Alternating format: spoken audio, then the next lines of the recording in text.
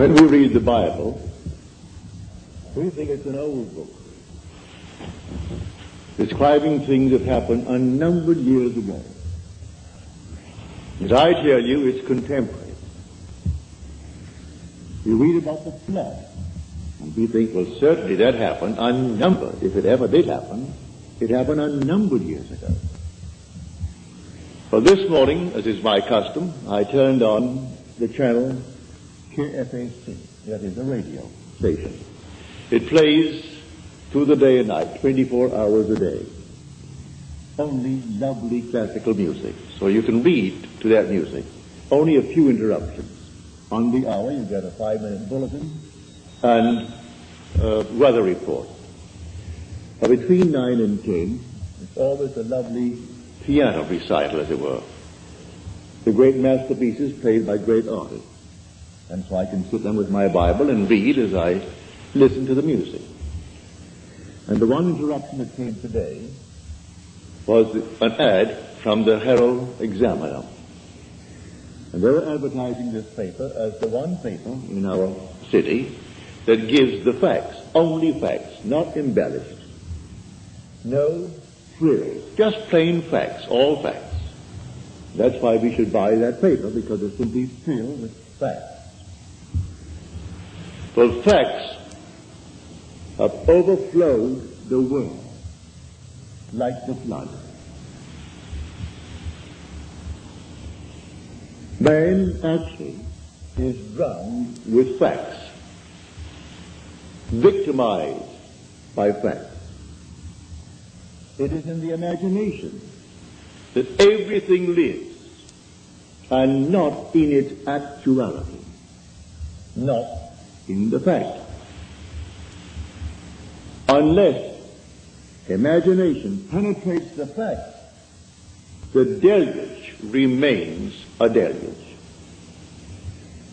We are now in the deluge. This is the flood. A man is in jail, that's a fact. And he knows he's there for X number of years, that's a fact. And he simply waits and hopes that in some strange way that he will get some early release from this confinement.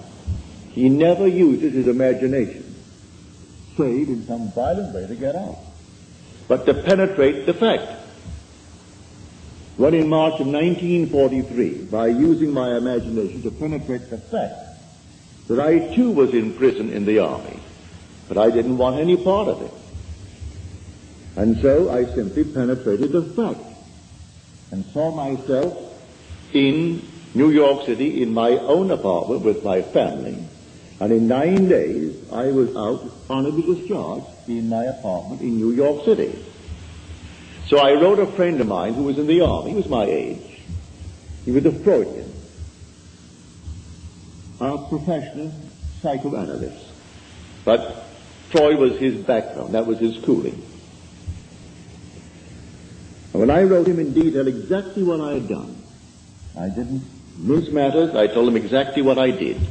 How as I simply physically slept on my little bed in the barracks, I imagined I was simply elsewhere, and the elsewhere was a definite spot in space, in New York City, in my apartment. And what I did, I could feel the bed, I could feel the things in my house. I went about feeling all the familiar objects in my apartment, and I gave them all the tones of reality and all sensory vividness to the best of my ability. And I touched everything, and it felt real. Then I went back to sleep, and then I told them exactly what happened to me that morning. And then 9 days later, I was honorably discharged by the same man that had disallowed my application. He didn't answer my letter. Because in New York City, he used to come to my meetings as a friend, because he was so convinced that the Freudian concept was true. But he said, I come to your meetings for this reason, Neville. We knew each other well. He'd come home for dinner, I'd go to his place for dinner, but he said, I come to your meetings because you turn my daily bread into the substance of fairy. I sort of like that, he said. But when I listen to you, I hold the chair And I put my feet right firmly on the ground to feel the reality and the profundity of things. You aren't going to take me away with you. You're going to leave me right here where things are solidly real, so I feel the place under my foot, and I feel the thing next to my hand, and I hold on tightly as you weave your story concerning moving off in one's imagination. So he would not penetrate the facts. So when did he get out? When the other millions got out. So he remained with his facts for the next 3 years. I got out in March of 43. He came home to New York City in 46, demobilized as the other millions and millions of boys were. He could not let go of the facts. This is the flood. No other flood. This is the flood. We are drummed with facts, victimized by them. Now, does the Bible teach this story of getting through the facts using my imagination? It certainly does. Now let me take you into the 27th chapter of the book of Genesis, the first book, the book of the beginnings. If you're not familiar with the story of Isaac and his 2 sons, they were twins. Let me just refresh your memory if you've forgotten. It is said in the story that Isaac had, that is, his wife had the 2 sons, Rebekah, but he was the father of the 2 sons, Esau and Jacob. It is said that Esau was a hairy one. He came out first. And then Jacob came out second, and he had no hair. He was completely hairless, while Esau was covered in hair from head to foot. But he was the first. One was called Esau, and one was called Jacob, because he came out second and supplanted the other. Now we are told that when the father Isaac was old, and his eye was dim so that he could not see, in other words, he was blind, he said to his son Esau, I cannot see, and my days are numbered. I want you to go into the fields and hunt, and bring me some well-prepared, tasty venison as I like it, savory venison. We are told that Rebekah, who loved her second son more than she did the first, overheard the conversation between Esau and his father. And then because she loved Jacob and wanted Jacob to get the blessing, for the father feels his days are numbered, and he must now give his blessing to one of his sons, and the first one must get it. So the mother told Jacob what she had heard, and then suggested that we take one of the kids from the flock, and we kill it, and take the skins of the kid and put it upon you, so that you will have the appearance of Esau. Esau thought otherwise. He said, suppose my father discovers it. Then Jacob said, suppose my father discovers it. And the mother said, leave that to me. It will be on my shoulder if he discovers it. And send Jacob into the field to bring a kid. Well, he took that kid and brought it tastily prepared for his father. He came quickly into the presence of the father. And the father said to him, come near, that I may feel you, my son, whether you are my son Esau or not. So Jacob came near to Isaac his father, who felt him. And then Isaac said to Jacob, the voice is Jacob's voice, but the hands are the hands of Esau. And then he blessed him. He gave him his blessing. He had no sooner left the presence of his father when Esau comes in now with savory venison. And the father said, well, who was it that came? For I have already eaten. Who came? And then he discovered it was his son Jacob who came with guile and betrayed him. But said the father, I have given him your blessing and I cannot retract it. And blessed he is. All will serve him. Everyone will serve him. Because I gave you the blessing and I cannot take it back. Now on the surface, you will say, now what is the story trying to tell us? Well, in this same book, in an earlier passage, we are told about the ark. build the ark with 3 decks, the lower, the second, and the third deck. Well, you think it's a huge, big building. Well, you use your imagination. You can't conceive of any building that could house all the animals of the world in pairs, and all the so-called good ones will be in 7 pairs, and enough food to feed them for 40 days and 40 nights. Well, you just simply could not conceive of it. Nevertheless, that's the story. But there are 3 decks. The obvious thing is the facts of life. Then there's psychological interpretation of these so-called stories, and then the spiritual consummation of the story. So you have the lower deck, the second deck, and then the third deck. So here is a perfect example of the second deck. This room now is a fact. We're all in the room. It's a fact. But suppose I don't want to be here. Suppose it becomes a prison to me. Can I get out of it if I know to penetrate the fact? If I know that I am the ark, that all things exist in the human imagination, and the human imagination and God are one. They are one, not two. I can, in my imagination, penetrate any wall. I can now, without batting an eye, the twinkle of an eye, I can stand on the street and see this thing without a man standing before it. No problem whatsoever to assume I'm on the street and looking from the street to this platform. But you may say, well, what would that do? Well, let me do it and feel the reality, feel that solidity of the street under my foot, and see this building from the street rather than looking to the street from here. If I do it and give it solidity, give it reality, I'll be compelled to go there.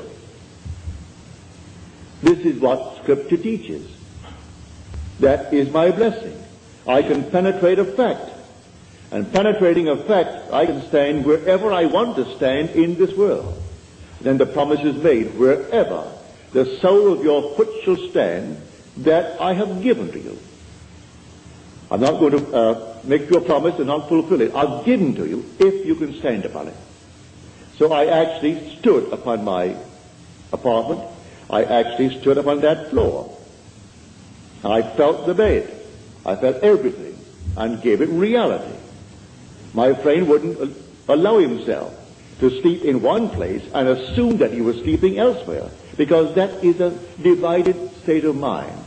He didn't want to become a split personality, and so he wanted to be completely coordinating. Well, he was coordinated, all right, for the next 3 years, all in one little spot in his barracks. And for 3 years he couldn't get out.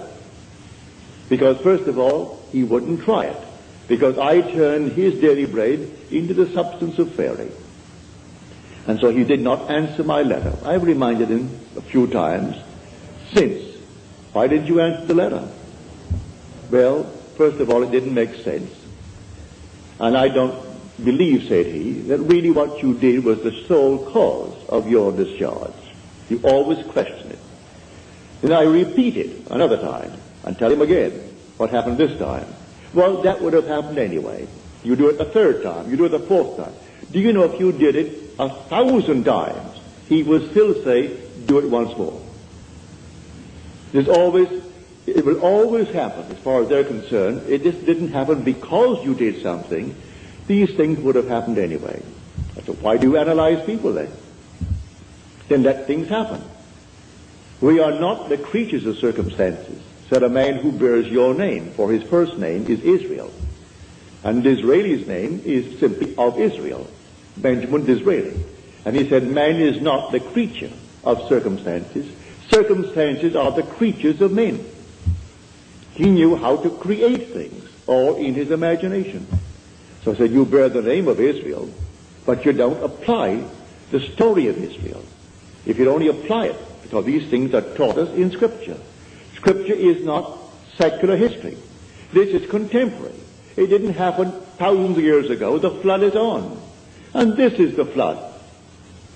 The whole vast world is inundated with facts, like this prominent paper. It's the evening paper, the Examiner. And they're proud of the fact they only print facts. They don't embellish it.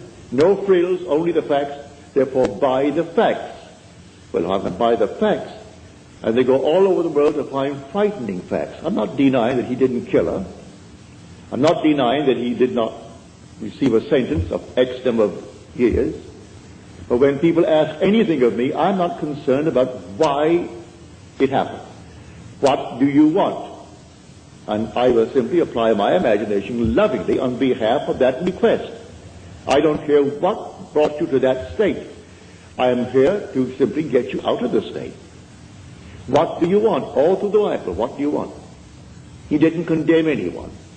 The woman taken in adultery, he didn't condemn. So what do you want? Go and sin no more. He didn't call the act of adultery a sin. If she called it, or they called it a sin, all right, call it a sin. Therefore, don't repeat it if you call it a sin. But sin is simply knowing what to do and not doing it. That's sinning. So if I discover what to do, to penetrate a fact, to go beyond the fact, and create a condition for myself, and dwell in it, and think from it, instead of thinking of it. For the great fallacy of the world is perpetual construction, deferred occupancy. Create and create in my mind's eye all kinds of lovely things I would like to realize, but I never occupy them. I do not penetrate the state and go right into it and give it cubic reality. But I know, and you know, and it's not difficult to understand why. The sense of touch is something we believe in more profoundly than we do in, say, the sense of sight, or the sense of hearing, or the sense of smell. I stumbled upon this one day in a dream. In my dream, I came upon this huge big pillar, a pile driven into the ocean. And the bridge that it formerly supported was gone now, only the piles remained. And I knew I was dreaming.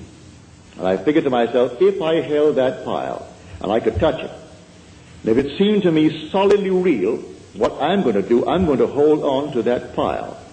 In the dream, I know it's a dream, but I'm going to hold that pile as solidly as I can, and compel myself to awake holding the pile. Well, I did. I held the pile with all of my might. And I said, now, Neville, you know you're sleeping. You know that you're dreaming now. Awake. And I awoke in the water. I'm actually holding that pile, and I'm standing up in what formerly I knew to be a dream. It ceased to be a dream. It's real. I'm in a world just as real as this. And here I am holding this enormous pile, and it's in the East Indies, not the West Indies where I was born. It was in the East Indies, a very primitive area. And then some animal came down to the beach, a strange-looking creature. And at that moment, I was panicky. And that moment of shaking emotion, and I woke on my bed in New York City. But I discovered that secret of feeling. So he said, come close, come near, that I may feel you, my son. He heard the voice. He said, your voice is the voice of Jacob. Come near, let me see really if you are Esau. And he did it by feeling. And so, lying on my bed one night, right here in Beverly Hills, many years ago, it must have been 14 or 15 years ago, I suddenly became aware that I am seeing what I shouldn't see. I am looking into the most marvelous interior of a plush hotel. It seemed that way to me. And so consciousness followed vision, and I found myself in the room. But I knew I was on the bed, so I came back to the bed. I'm still seeing the interior of this room, and I went back into that room. I came back again. I must have done it 12 or 20 times. It was fun, going into the room, and the room was just like this, real. Then I came back to the bed. Now, I said, I am now going to explore. Regardless of consequences, I am going to explore. And so, I went into the room.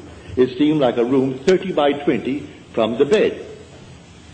When I entered it with the decision to explore, the room closed upon me and became a third of itself.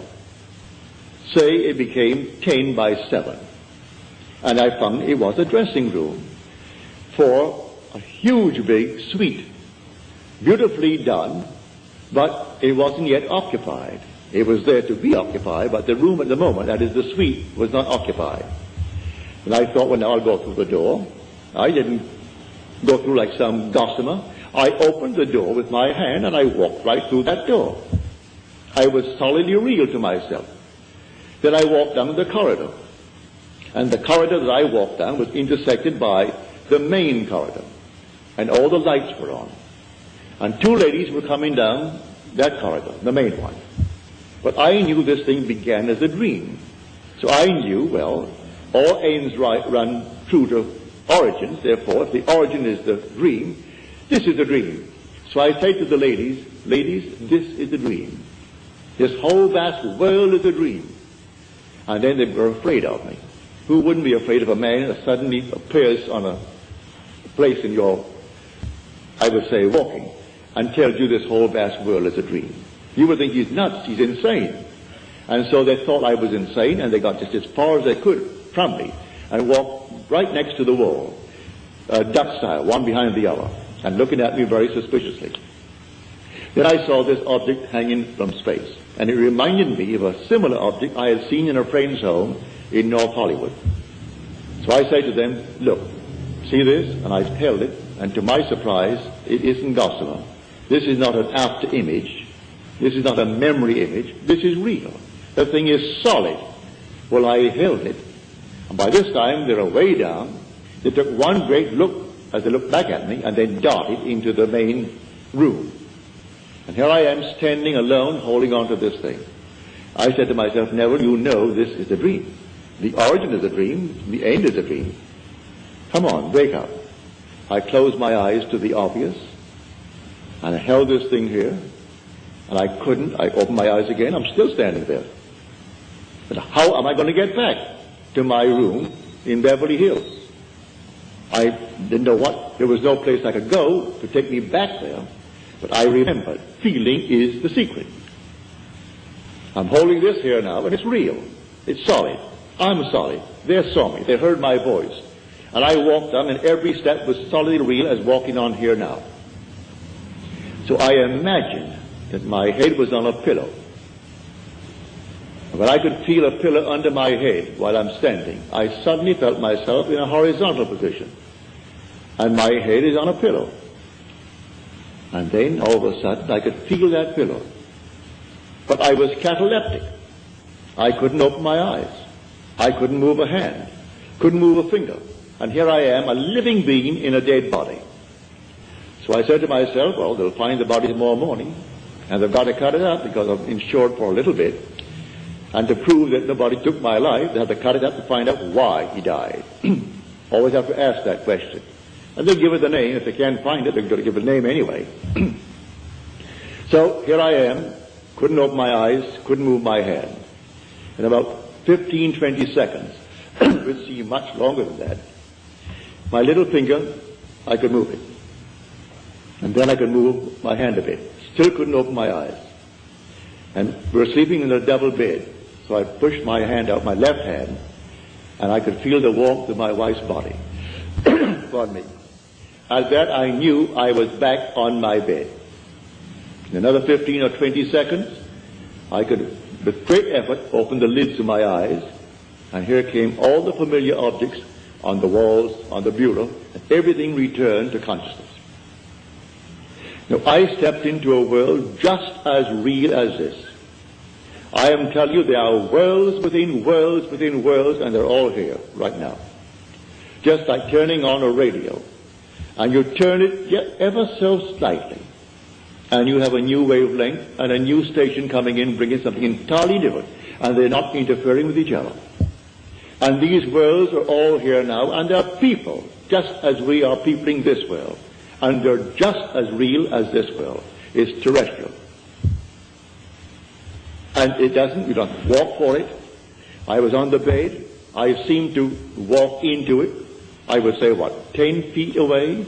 But the same area permeated the bed, and the bed did not obstruct it.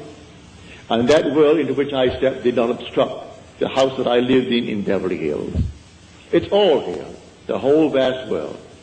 Worlds within worlds within worlds. So I tell you facts or the flood. That's the deluge. There was no other kind of flood. We are actually inundated with the facts of life. And these facts, we change them every day. Today, this is the cause of so-and-so. Tomorrow, that's not so. It's another cause we found. And then the next day, another cause. But while we haven't found the next cause, we believe that to be the fact. And we worship the facts. So I tell you, all things are in the human imagination. Man is all imagination. And God is man. And exists in us, and we in him. The eternal body of man is the imagination. And that is God himself. There is no other God. It's all your own wonderful human imagination. And the one thing the whole vast world aches for is the awakening of the imagination. And when it comes with the birth of the promised child, which sets a man free from the horrors of this world we call the world of nature. For nature is simply that principle on which depends the sameness of forms in transmitted life. And so the thing goes over and over. Haven't you observed a year that at a certain time of the year money is tight? All of a sudden it flows, and then at a certain time of the year it's tight. Why? It's a habit. It's a transmitted state. You fix that fact in your mind's eye, and if you got $50,000 today, and say it's the month of December when it's always tight, you're going to loan the money out or give it away before December comes by. So when it comes by, you're going to be tight again. It's a peculiar, I would say, slavery, this thing called nature, in the sameness of forms in transmitted life. Now, you can penetrate the fact and break it. And that's what we're here to teach. I come not to abolish the law and the prophets. I come not to abolish them, but to fulfill them. And tell you the real law. It's not washing your hands before meals, although that's a very nice, clean thing to do. It's not giving certain diets, doing this, that, and the other. He explains that the entire law is psychological. He takes one of the commandments, which is the graphic one, to show you how everything must be interpreted psychologically. He said, you have heard it said of old, you shall not commit adultery. But I say unto you, any man who looks lustfully upon a woman has already committed the act in his heart with her. But what man hasn't? What man has not violated that? So he tells you the whole thing is a psychological thing. You can't restrain the impulse because you may restrain it based upon 1,000 different reasons. Maybe you are afraid of the consequences. Maybe you are afraid that someone will find out. Maybe you're afraid of this, that, and the other. But the impulse was there, and he tells you the impulse was the act. Well, if the impulse was the act, then creative acts are imaginal. For it was an imaginal act. So I have to observe my imaginal acts.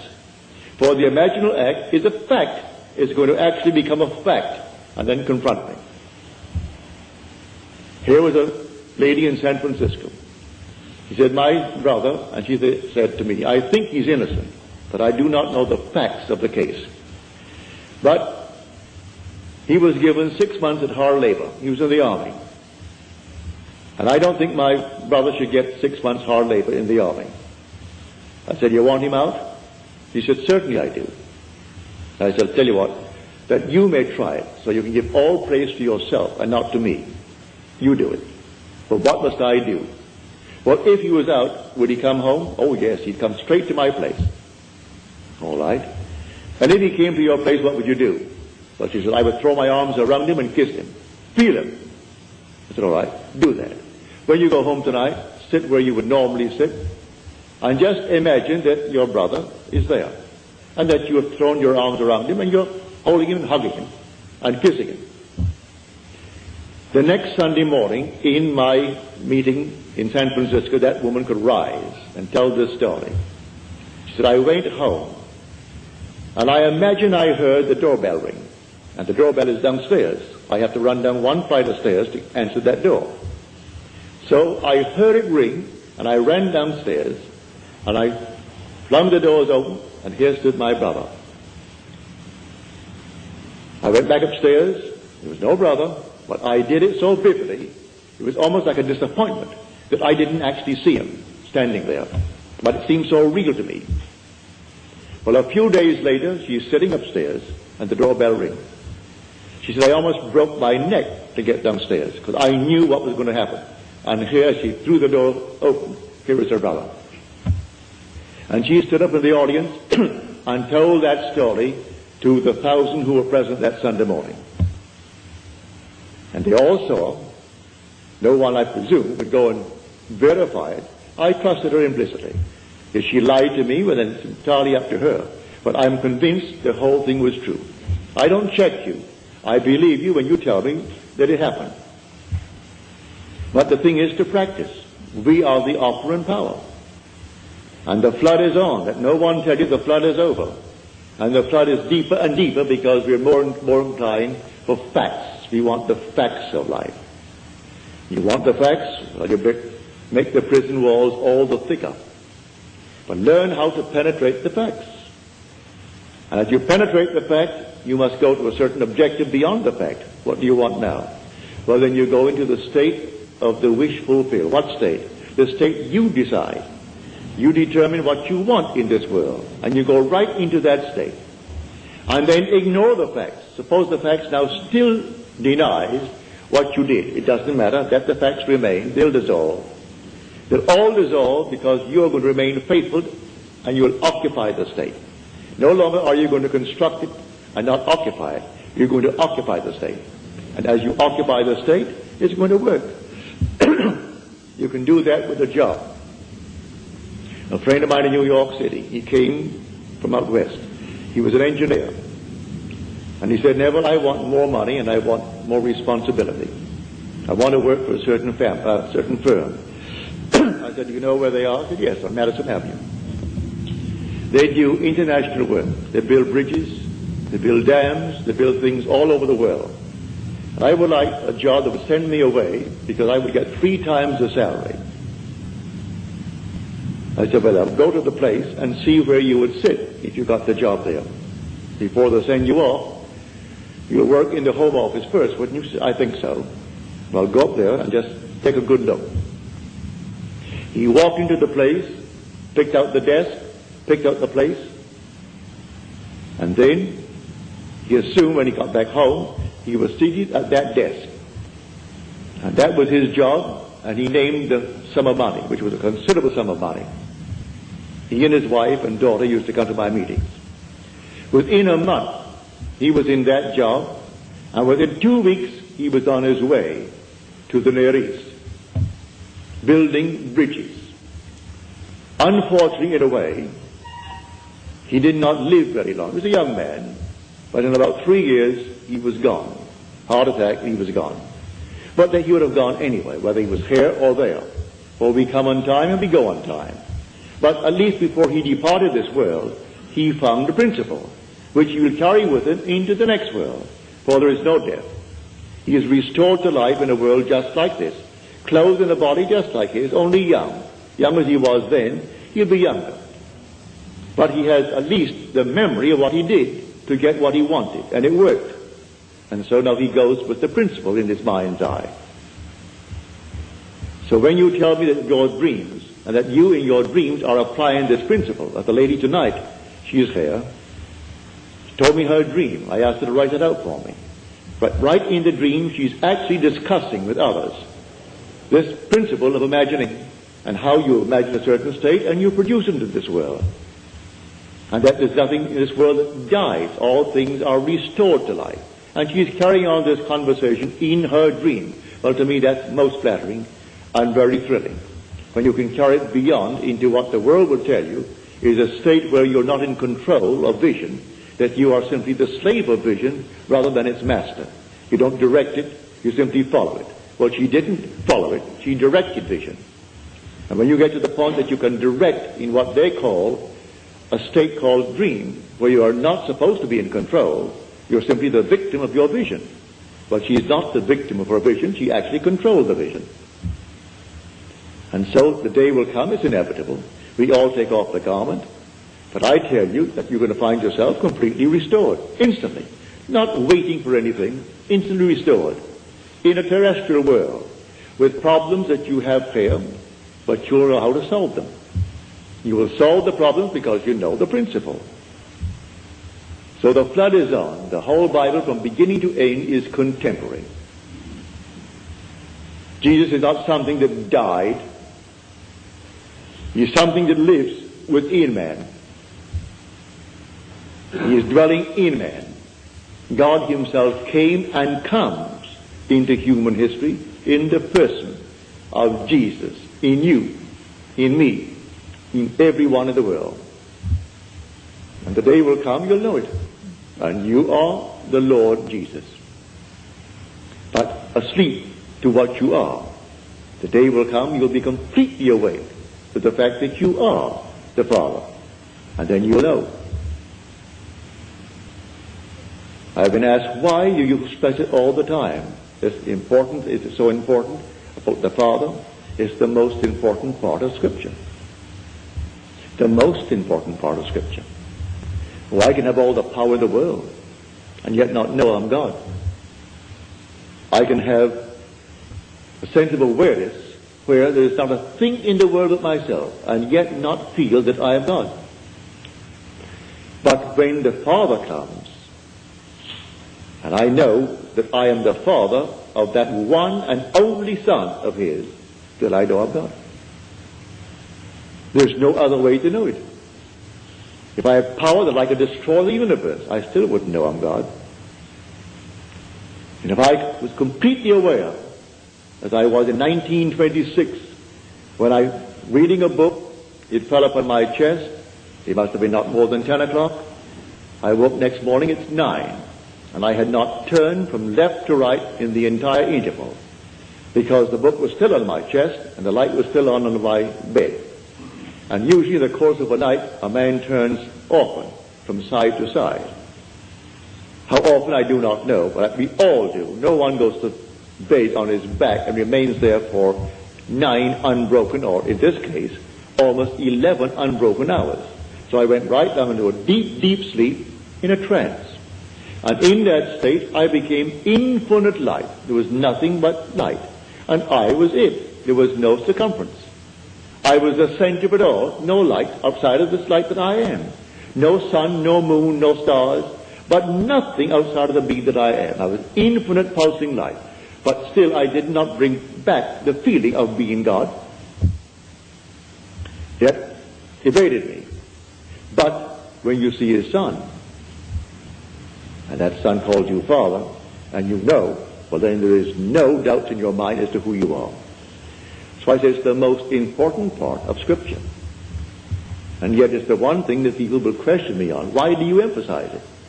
Why do you repeat it over and over? Because the one thing in the world that you will one day experience which will convince you that you are God. Nothing in the world will convince you outside of that. But in the meanwhile, we can penetrate the facts.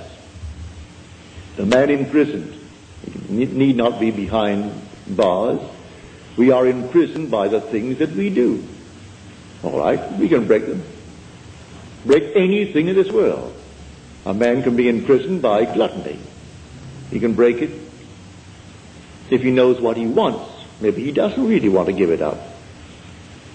If he wants to give it up, let him create within his mind's eye a scene, a simple scene that if he had given it up, a friend or some relative would know.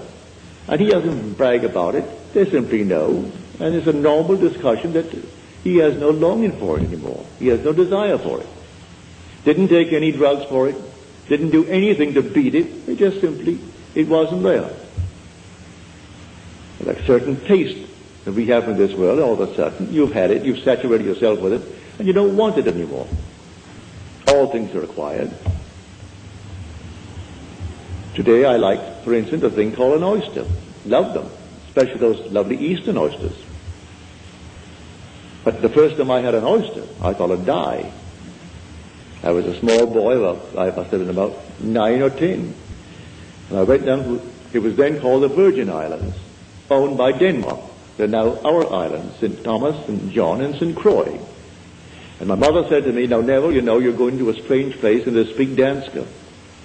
You don't understand the language, but you'll get by. But you're going to a boarding house, and there'll be maybe 20 or 25 boarding. You'll all sit at one big table together. Now you're a boy, and you do not know their habits, so watch what the lady does. And whatever she does, you do it. And I sat down at the table, and then here was this plate of oysters. I'd never seen an oyster in my life before. And then all the little things before it. But I saw this lady take a little fork from the side, so I picked up my fork. And then she took little horseradish, she took something else, then she took a little Tabasco, did all these things to it. Then she stuck it into this oyster and dipped it into all that she had done.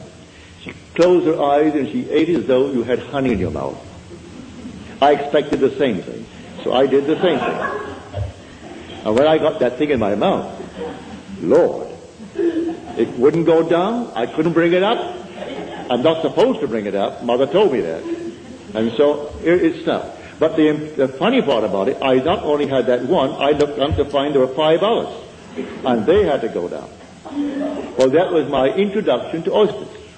But now today I love them. I acquired the taste of oysters.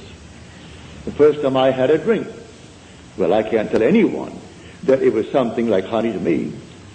But I acquired the taste. And today I thoroughly enjoy a drink. I try not to go beyond a certain point because I want to keep my faculty alive. But I enjoy a drink. I've tried and tried and tried to acquire a taste for smoking, and I can't. Therefore I gave that up when I tried it for about 6 months. I couldn't do it. I was then only 21 or 22, and I couldn't seem to enjoy a cigarette or a cigar or anything. It made me sick. So I gave it up. Never acquired it. But all the other things we have acquired. You don't come into the world with these tastes, you acquire these tastes. You can acquire the taste of living in comfort. You can acquire the taste of living as a gentleman, as a lady. Acquire the taste. You want to actually live like a lady, live like a gentleman, with no pressure to pay the rent, no pressure to do these things. All right. Assume that you are that lady, you are that gentleman. Penetrate the facts. The facts tell you that you are not. You don't have it. Penetrate the facts and live in the state as though you had it. And may I tell you from experience, you'll have it. You will actually have it. Don't ask me how. The ways and means are contained within the state that you enter. So you enter a state, and it contains all that is necessary to externalize that state. So pick out your state, a lovely state, and go right into that state and dwell in it. I call that occupying the state and thinking from it instead of thinking of it. Just as you now think from your present state with all the facts around you to anchor you into it, get into another state, all in your imagination, and the facts will appear to anchor you into that state. And the day you tire of it, you can get out of it and go into another state. You know, when you move into a new home or move into a new city, you have to actually adjust yourself to it. Well, you are the pilgrim passing through unnumbered states. The states remain, but you, the pilgrim, pass through them. Like a traveler passing through a city. The city remains, but you, the traveler, pass through it. So you go right into another city. You don't rub out the state. Poverty remains a state, where a man who was once poor moves out of it. So he moves out of poverty into the state of affluence. But he doesn't destroy the state of poverty. Anyone can fall into it. So Blake said, I do not consider the just or the unjust to be in a supreme state, but only to be in these states of sleep, which the soul may fall into in its deadly dreams of good and evil. So it toys with this state, and it finds itself enamored with the state, and it falls into it. He's not supreme because he's wealthy, and the other one is not ignored because he's poor. It's a state. Don't condemn the occupant of the state. The state is the thing, but the occupant is God. For the occupant in a state called poverty, he's saying, I am, before there's a poor. He doesn't say I am poor, meaning he's different. as far as I am goes, from the one who says I am rich, the same I amness that occupies the state of poverty is occupying the state of wealth. And so you can go into any state, and being in the state is God. And you wear these states as you wear clothes. But you must be consistent and actually believe it. First of all, as you're told in that 6th chapter of John, we believed and have come to know that thou art the Holy One of God. First, faith that ventures on a possibility. And then something more sure than faith, something steadier than faith, personal experience. You venture. That's faith. I will actually believe you now.